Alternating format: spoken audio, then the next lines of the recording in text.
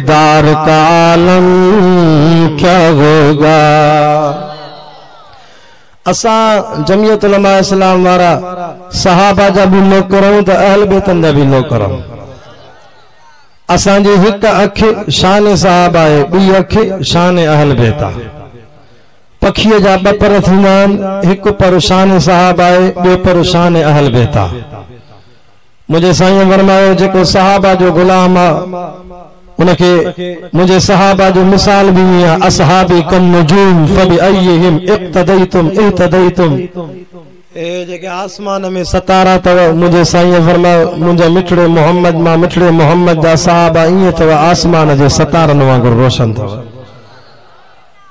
अहल बेतन जो जेको नौकर थियो जण हजरत नूह अलैहिस्सलाम जी बेड़ी में वेठो।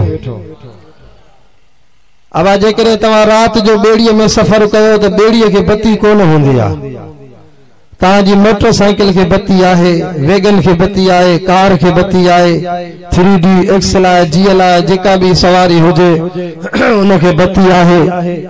रात जो ऊंधे में रोड ते रोशनी हुंदी या बत्ती बरंदी असां सफ़र तय करे वेंदासीं, पर बेड़ीअ के बत्ती कोने। इन करे मदीने जो मीर फरमायो अहल बेतन जा नौकर थियो जॾहिं नूह अलैहिस्सलाम जी बेड़ीअ में वियो। पोइ जे रोशनी न हूंदी त बेड़ी तव्हांखे मंज़िले मकाम ते न वठी वेंदी, मतां जन्नत जो दग भुली वञो। पोइ मुंहिंजे सहाबा जी गुलामी कजो त पोइ आसमान जे सतारनि जी रोशनी मिलंदव, पोइ वञी जन्नत जे दर ते पहुचंदव।